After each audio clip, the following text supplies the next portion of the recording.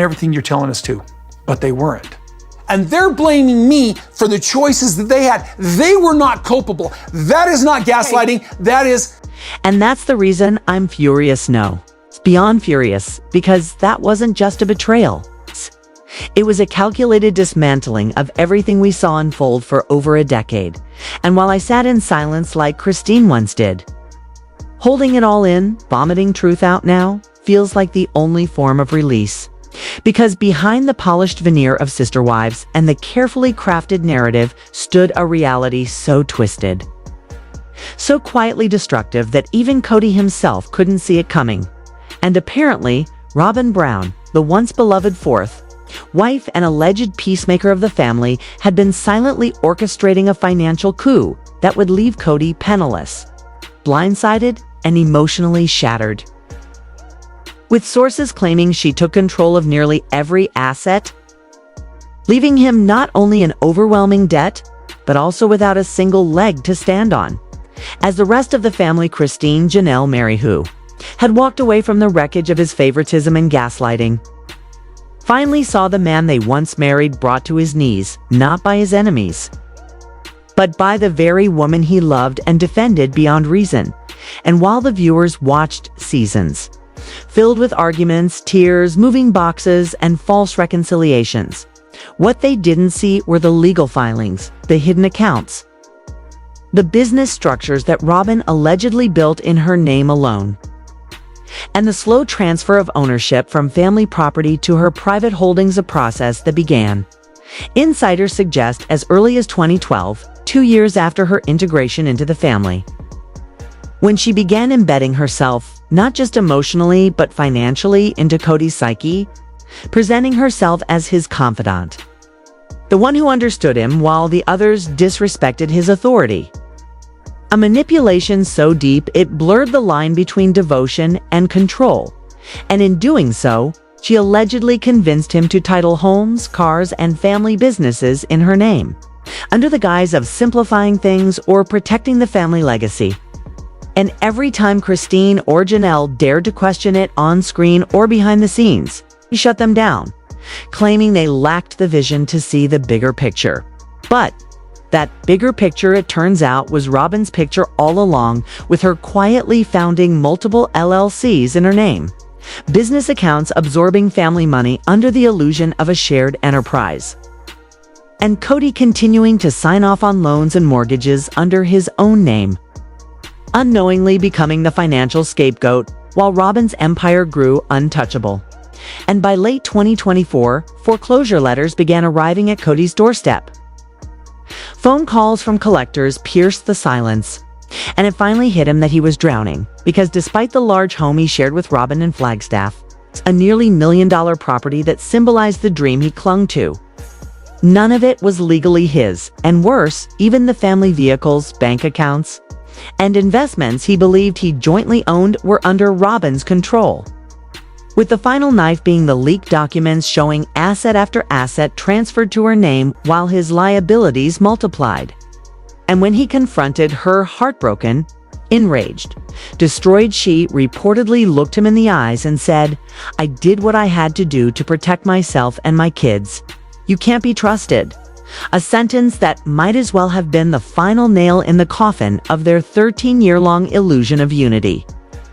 And fans everywhere erupted into stunned disbelief, because while many had long suspected Robyn of manipulation, few believed she could so ruthlessly outmaneuver the man who had handed her the crown.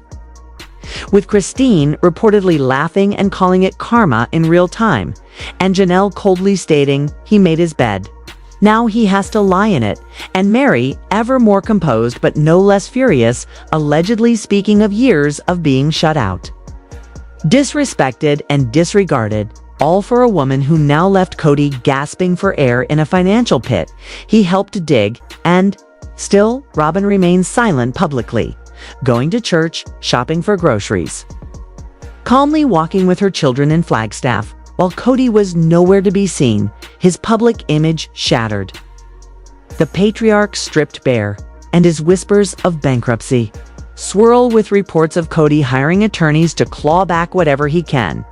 Legal analysts say his chances are slim because every transfer was voluntary, documented, legal, and insulated from emotional betrayal, and unless he can prove coercion or fraud. Robyn's hold is ironclad. Some sources claim she's already exploring properties in Utah, maybe considering a full reset, maybe reconnecting with someone else, maybe rebooting her dormant jewelry brand, My Sister Wife's Closet, with the resources she now has full control over.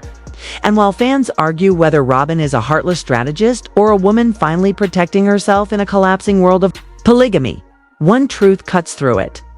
Kody lost everything to the person he thought was his safest choice.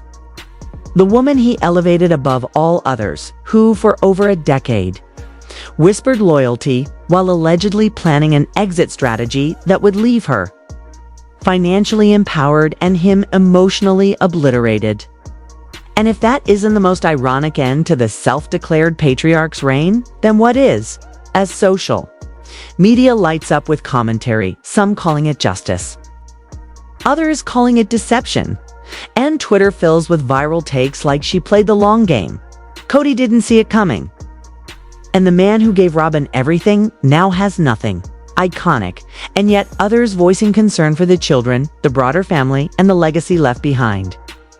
Because while some celebrate Robyn's alleged masterclass in self-preservation, others warn that emotional trust weaponized for gain is a dangerous precedent. And perhaps that's the hardest lesson in all of this, that love, when blind, becomes a weapon turned inward, and that power, when unchecked, destroys not just relationships but entire legacies, with sister wives now at a crossroads. TLC reportedly reevaluating the show's future, whispers of spin-offs centered on Christine's new life with David Woolley gaining momentum, and others imagining a next-generation revival starring the Brown kids themselves. Yet the core saga, the original dream of unity, of faith-based plural marriage, of shared sacrifice, has now collapsed under the weight of favoritism, control, betrayal, and silence. And at the center stands Kody, no longer the head of a great family, but a broken man left to face the consequences of his blind devotion, with Janelle reportedly helping her kids recover financially, Meri reclaiming her narrative through public appearances and retreats, Christine glowing in her new chapter, and Robyn calm, calculating, touched, allegedly moving forward with quiet satisfaction. As if the game she'd been playing is finally won, and the viewers once invested in the love stories now bear witness to the wreckage of secrets kept too long, of power mishandled, and of a man who thought he controlled the family, but now realizes he was just a pawn in someone else's design. And in the aftermath of it all, as legal teams dissect paperwork and fans dissect footage, one thing becomes brutally clear. The Brown family as we knew it is gone, replaced by individual journeys of survival, self-discovery, and in some cases, vengeance. And Robyn's silence, far from guilt, feels like the silence of someone who's finally done hiding her ambition. Someone who knew the game better than anyone and played it in plain sight, while Kody, stripped of his illusion of leadership, must now face not just the public's judgment, but his own children's. As the story continues to unravel on screen and off, with Sister Wives no longer just a reality show, but a cautionary tale in real time. And as Kody retreats from the spotlight, perhaps to rebuild, or perhaps to disappear, Robyn walks ahead, unburdened, victorious, and alone. Because there is differing opinions about what happened back then. And out of respect for both of them, I'm just gonna... Robyn Brown didn't just join the Brown family. She rewrote the script entirely, reshaping the emotional topography of a household once held together by tradition, sacrifice, and a shared, if sometimes fragile, belief in the sanctity of plural marriage. Her entrance didn't merely add a fourth wife to the family, it detonated a slow-moving emotional earthquake that fractured decades of trust, stirred up dormant feelings of abandonment, jealousy, and rejection, and ultimately unraveled Kody's carefully crafted vision of family unity that he had preached about for years. a vision rooted in the religious doctrines of the Apostolic United Brethren Church and in his personal conviction that a large, spiritually connected household could function with harmony under his patriarchal guidance, a belief he began manifesting. When he married Meri in 1990, Janelle in 1993, and Christine in 1994, creating what many viewers once perceived as a bold, unusual, but ultimately loving unit where each wife brought her unique strength, Meri with her intense spiritual bond, and years of history, Janelle with her calm pragmatism and financial contributions, and Christine with her deep maternal devotion and household presence, but all of that began to collapse in 2010 when Robyn entered the picture. Younger, modern, trailing 3 children from a previous marriage and exuding a softer, more dependent energy that seemed to ignite something anew in Kody's eyes. As if he had rediscovered romance for the first time in years, and that glow didn't go unnoticed.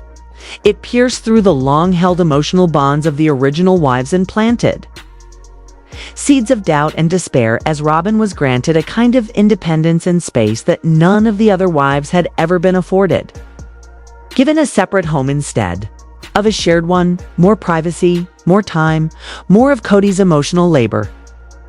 And it didn't take long before the shift became visible not just to the family, but to millions of viewers who could see the lines being redrawn and favoritism creeping in like a slow poison, especially Janelle and Meri, who had spent years building up their lives within this structure only to now feel themselves slowly erased from it. And while Christine would later make her own escape, it was Janelle and Meri whose pain lingered in quieter, more haunting ways. Both women watching helplessly as Kody lavished affection and time on Robyn, while withdrawing emotionally and physically from them, and Janelle, who had always been the dependable one, the self-sufficient wife who worked outside the home to financially support the growing family, began to feel the crushing weight of invisibility. Admitting in interviews that she'd grown used to functioning without Kody's attention, but watching him pour that attention onto Robyn made her realize the depth of what she'd been denied all those years. I realized he wasn't even trying anymore, she said, her voice thick with restraint. And so she retreated into her own world, focusing on her children and work, and quietly detaching from a man who had clearly chosen someone else. While Meri's story, tangled in grief and old wounds, became even more tragic, as the first wife who had once believed their spiritual foundation was indestructible found herself abandoned emotionally, haunted by the loss of their only child together and a miscarriage that had cast a long shadow on her sense of worth. And yet, despite it all, Meri held on to the belief that Kody would eventually return to her, that the man who once held her hand with tenderness would remember who she was and what they had survived together. But Robyn's arrival didn't just alter Kody's attention. It erased his memory of who Meri had been to him, leaving her to weep on camera, confessing that she felt invisible, forgotten, discarded. "He forgot who I was," she cried, the pain of decades rushing to the surface. And in that moment, millions of viewers witnessed what it meant to lose someone, not to death, but to emotional neglect.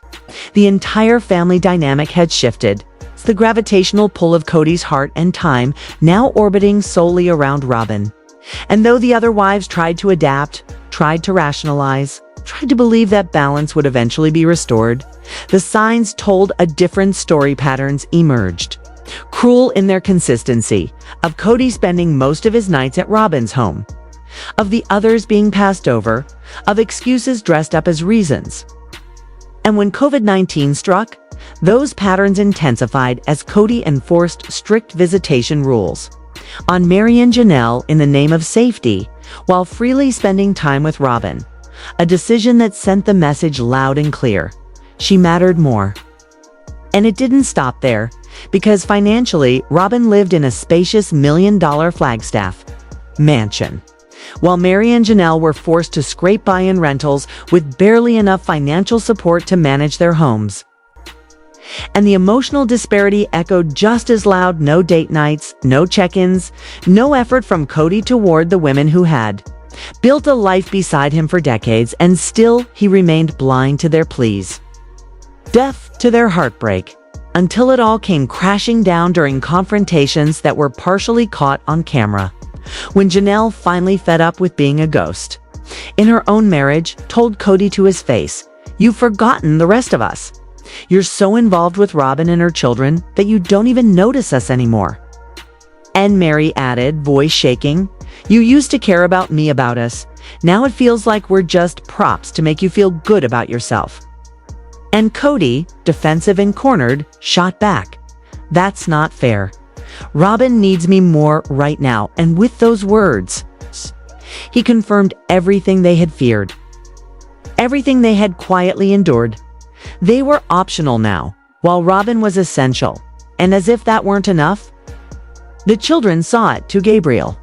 And Garrison, Janelle's sons, confronted their father on national television, asking why he didn't show up for them, why he had disappeared, why he played favorites, and the wives once tethered together by duty and faith, now split into factions. Christine and Janelle bonded over shared betrayal. Meri drifted further into loneliness, and Robyn, intentionally or not, became the common thread of resentment. The wedge who had not only changed the family structure, but, as many saw it, shattered it from within. And though Robyn claimed she never meant to hurt anyone, that she just wanted to be loved and accepted into a pre-existing family, her silence as Kody neglected the others, her willingness to accept more while others were given less, made her complicit. And it was Janelle who first reached her breaking point, walking away in 2022 after realizing that love without equality is bondage. Stating simply, "I realized I deserve better." And with that, she took back her life, found her strength again, reconnected with her children, emerged as a quiet symbol of rebirth, while Meri, the last to go, took longer, clinging to the fantasy that Kody would come back to her, until he finally told her bluntly and coldly that he no longer considered them married. And with that heartbreak, Meri finally let go in 2023, whispering not of anger but survival. "I had to save myself," she said. And in doing so, she reclaimed her worth, turning toward her bed and breakfast business, self-development, and the possibility of dating again. While Kody remained with Robyn, the last wife standing, though even that relationship is now under strain, according to those close to them, as the weight of everything Christine's exit, Janelle's stand, Meri's withdrawal, the children's discontent bears down on a bond forged in favoritism and denial, and fans who once tuned in to watch the drama unfold with curiosity now speak with outrage, with clarity, with solidarity toward the women who left, declaring on social media, "Janelle gave her all and got nothing back. Meri deserved love, not punishment. Kody failed them all." And while Robyn is still seen by some as a misunderstood woman in over her head, to others she represents the deeper betrayal, the silent disruptor who stood by as a family burned. And perhaps the saddest irony of all is that the vision Kody Brown once had of a plural family bound by faith, love, and shared sacrifice was not destroyed by external forces, but from within, by his own blindness, his own refusal to listen, his inability to adapt, and his failure to see the hurt in the eyes of the women who had once loved him more than anything. And now, as Sister Wives stands at the edge of its possible final season, the remaining questions linger in the air like unspoken confessions. Can Kody and Robyn survive without the others? Or was their relationship only ever strong because of the structure they helped dismantle? And can there ever be true healing after so much public heartbreak? Or are Janelle and Meri the lucky ones for having left before they lost even more of themselves? And as the fan base continues to dissect every episode, every confession, every silence, one truth has become undeniable. Janelle and Meri have emerged not as victims, but as survivors, women who stayed too long, hurt too deeply, but ultimately found the strength to leave, and in doing so, reminded the world that it's never too late to choose yourself. And perhaps that is the legacy of Sister Wives, not as a show, but as a lesson on the dangers of neglect, on the power of self-worth, And on the heartbreak that comes when love is handed out unequally in a house built for many, but hollowed out by one. Is because we're the only part of our plural family that survived. Kody and Robyn are living monogamy. That they just are. And Meri's not part of the equation with that. If there was ever a moment that captured the heartbreaking unraveling of the Brown family, it was Kody Brown's absence from his son Gabriel's birthday, a moment so emotionally loaded, so publicly painful that it symbolized the deeper fractures that had long been splintering the family apart. For years, the Browns presented themselves as a modern polygamous family built on love, unity, and shared faith, raising 18 children between 4 wives: Meri, Janelle, Christine, and Robyn. TLC offered the world a window into this unconventional life, and viewers followed the journey with fascination. But over time, the cracks in that polished narrative became too large to ignore. Kody grew more emotionally distant, more invested in Robyn's household, and increasingly absent from the lives of his other children. Gabriel, known to fans as Gabe, was one of Janelle's 6 children and a longtime fan favorite for his emotional depth, vulnerability, and clear longing for his father's affection. All he ever wanted was to be seen by Kody, to be loved and valued not as part of a plural family unit, but as a son. Yet, the more Kody distanced himself from Janelle's household, the more invisible Gabriel felt. When his birthday arrived and Kody failed to show, not with a call, not with a message, not with any sign he remembered, was the moment everything shifted. The heartbreak wasn't about cake or gifts, it was about absence. And that absence cut deep.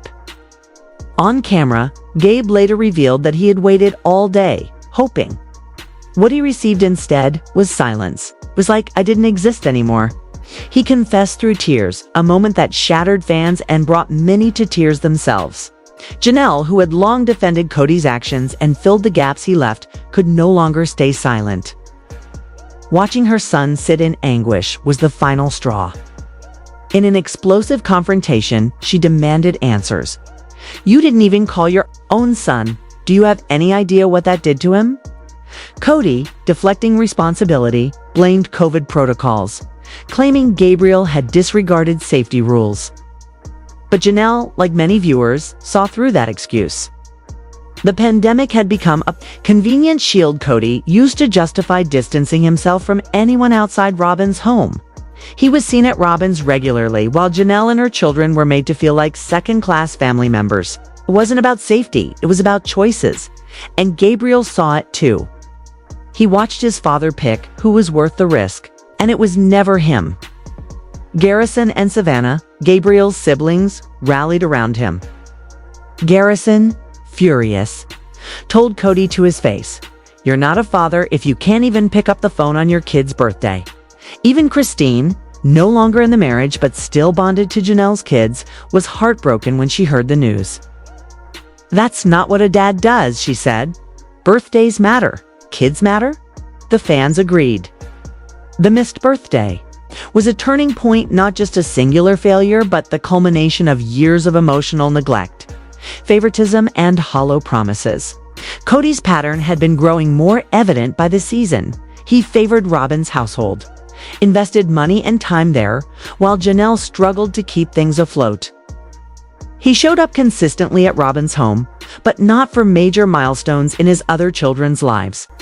For Gabriel, that birthday was the day he gave up. People close to him noticed he shut down emotionally, withdrawing from the family. He even told Janelle one day, "He's not my dad anymore, just someone who used to be here." Words weren't spoken in anger, but in deep pain, pain rooted in rejection. And Janelle, seeing that pain firsthand, could no longer ignore the reality. She'd spent years defending Kody, making excuses, trying to keep her household stable. But that birthday made it clear. The man she married was no longer capable of being the father her children deserved. A few months later, Janelle ended the marriage. In a direct, no-nonsense conversation, she told Kody, "If you can't show up for your kids, then what's left for me?" That decision wasn't just a breakup, it was a personal awakening. Kody, in post-interview confessions, doubled down. saying he couldn't maintain relationships with disrespectful children. "I can't be close to people who disobey me," he said, referring to Gabriel and Garrison. But to fans, his comments revealed what had been true all along. Kody valued obedience more than connection, control more than compassion. The backlash online was swift. You forgot your own kid's birthday and think you're the victim? Fans raged on social media. You've lost the right to call yourself a father. But Gabriel's story was far from isolated. Logan, Janelle's oldest son, had been the family's silent strength for years, stepping in when Kody failed too. Garrison openly criticized Kody's favoritism. And then there was Isabel, Christine's daughter, who had to undergo major scoliosis surgery without her father by her side because he claimed COVID concerns. But those same concerns didn't keep him from Robyn's couch. These weren't one-time mistakes. They were part of a growing pattern. Over time, Kody's presence was reserved for Robyn and her kids, while the others learned to navigate life without him. For Gabriel, the birthday was simply the day he realized it out loud. For Janelle, it was the day she chose her children over the illusion of family unity. And for viewers, it was the day the fractures beneath the surface finally exploded. Now, Gabriel remains distant from Kody. He has grown, focused on himself, and stayed close to Janelle and his siblings. But his bond with his father remains broken, and perhaps always will be. Janelle, on the other hand, has flourished. No longer tied down by a marriage defined by disappointment, she's enjoying time with her children, rediscovering her strength, and inspiring thousands of women who see in her a reflection of their own quiet endurance. Kody, meanwhile, remains with Robyn, the last wife standing. But even that relationship shows cracks.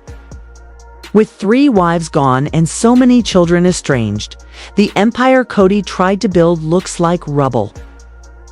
And at the heart of that collapse is a birthday forgotten, a day when a father failed his son, not just with absence, but with silence.